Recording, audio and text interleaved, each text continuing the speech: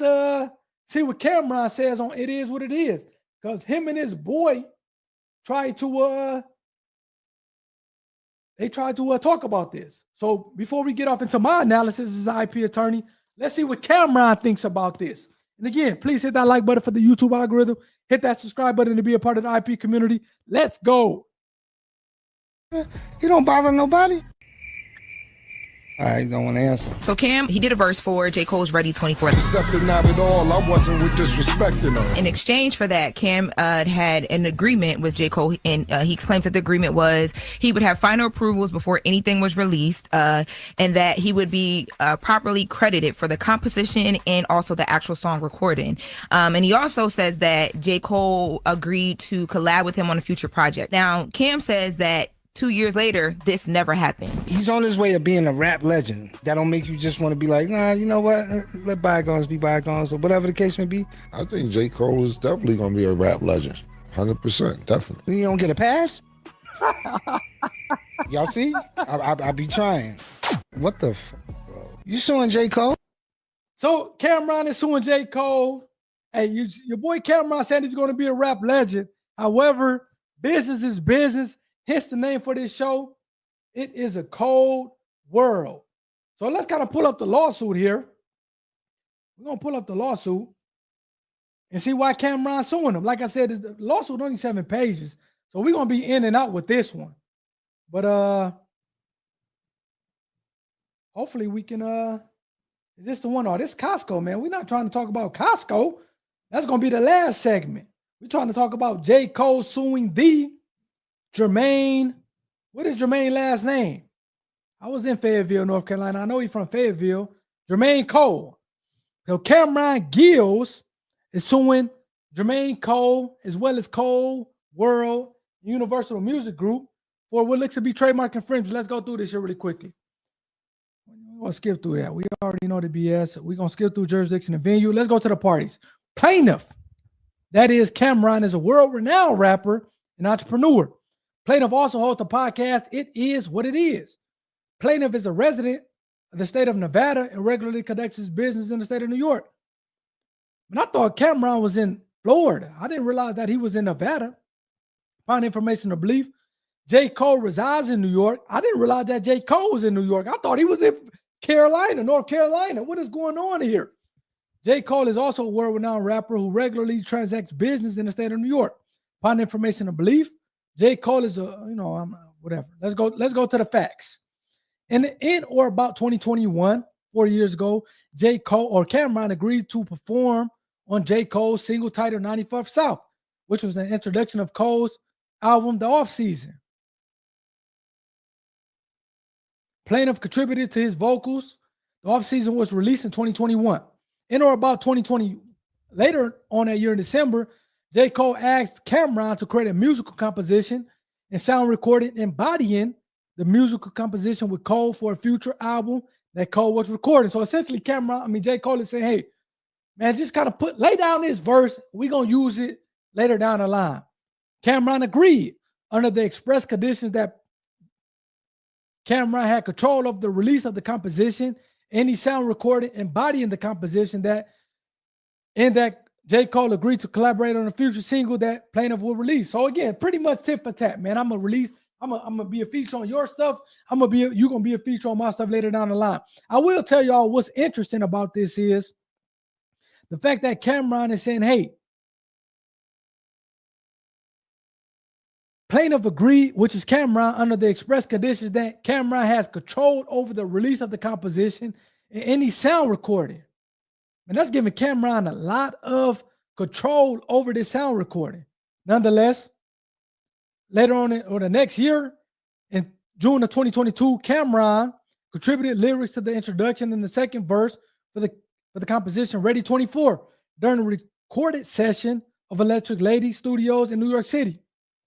At the same time, Cameron and Cole also recorded the sound recording. Cameron never received compensation. You didn't get paid. I'm not sure how you are doing these verses and not getting paid. Look, man, I ain't going to even go down that road.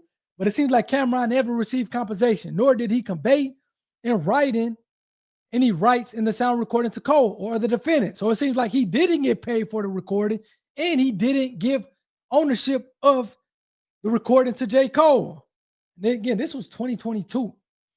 So Cameron told Cole at the time of the recording session in June 2022 that he would not authorize the release of the sound recording or composition until J. Cole performed on the future single with Cameron, and J. Cole agreed. So essentially, Cameron said, hey, I'm not releasing my rights to this, my intellectual property rights, until you kind of do me a favor and essentially perform on one of my songs. J. Cole told Plaintiff that he preferred to collaborate with Cameron on a song that he too created together as opposed to a song that was previously recorded. However, the collaboration never materialized. So it seems like J. Cole stood him up, at least according to this lawsuit. In July of 2023, so a couple years ago, Cameron, Dipset, It Is What It Is co-host, again reached out to J. Cole about appearing on the podcast It Is What It Is instead of collaborating on the future song. So it seems like, look it. Now, I understand what J. I didn't read this lawsuit ahead of time. I kind of skimmed it. Then I said, okay, let's talk about it. But I agree with J. Cole on this one. If I'm telling you that we're going to do a song together, and all of a sudden, later down the line, you say, hey, forget the song. Just come on my podcast. It Is What It Is. Cole informed Plaintiff that he was releasing an album containing Ready 24 and would agree to appear on the podcast at a later date. So at least it seemed like J. Cole agreed to it at least. This was in 2023. Between 2023 and 2024, Cameron and Plaintiff continued to communicate, but Cole repeatedly stated that he was unavailable to appear on the podcast. Seemed like J. Cole not trying to be on the podcast. And that makes sense, man. J. Cole seems like a private guy. He's not necessarily trying to be on the podcast, kind of doing that, just kind of talking. It seemed like he was unavailable. In April of last year, J. Cole released a song recording of the Ready 24, which embodied the composition of Cole's album Might Delete Later.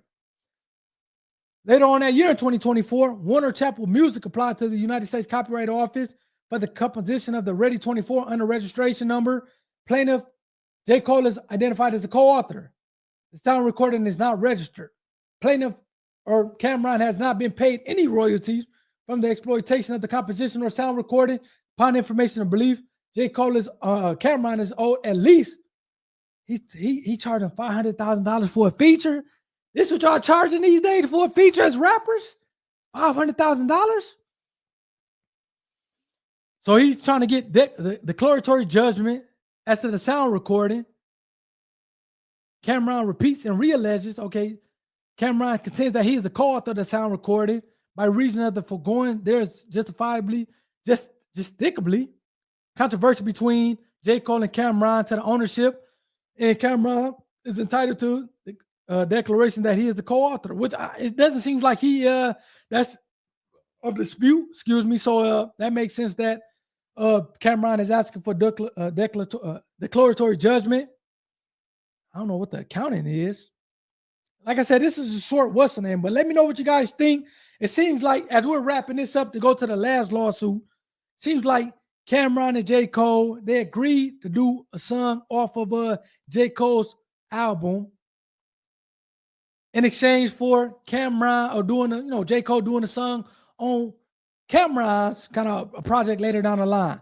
Cameron did the beat or did the song. He was not paid for it, and he didn't give his permission or his ownership to the intellectual property, and this is copyright at that point in time. Seems like J. Cole put out the song anyway, and Cameron was trying to get him on a podcast, and Cameron was trying to, have him come do a beat. He would seem like he was more trying to get him on a podcast than kind of pulling up with a feature.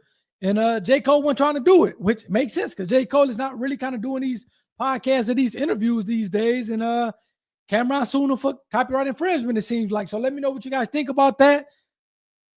Like, I had to shout out to Cameron because at the very least, he did not give up his intellectual property rights to the album. Now, if he would have signed over his rights to the album at that point in time, then Cameron would have been SOL. But it seems like in this case, he retained ownership of his rights to the song as relates to kind of his contribution. And again, he's suing him for copyright infringement when J. Cole, number one, did not pay him. Number two, did not come on a podcast or do a song with him. So, man, look it, even though I don't really necessarily like the rap beef, especially when you're talking about kind of two heavyweights in the game between J. Cole and Cameron, you got to at least appreciate Cameron because he did not give up his intellectual property to the song, which allowed him to sue J. Cole for copyright infringement later down the line. And again, I like J. Cole, man. I think he's a dope artist. To Cameron's perspective, I think he's a legend in the game. But man, hey, look, business is a dirty world, and you got to kind of do good business, man. And I ain't saying that J. Cole is not doing good business, but I do think that it was a little premature going on between J. Cole and Cameron. So kind of let me know what you guys think about that in the chat as we move on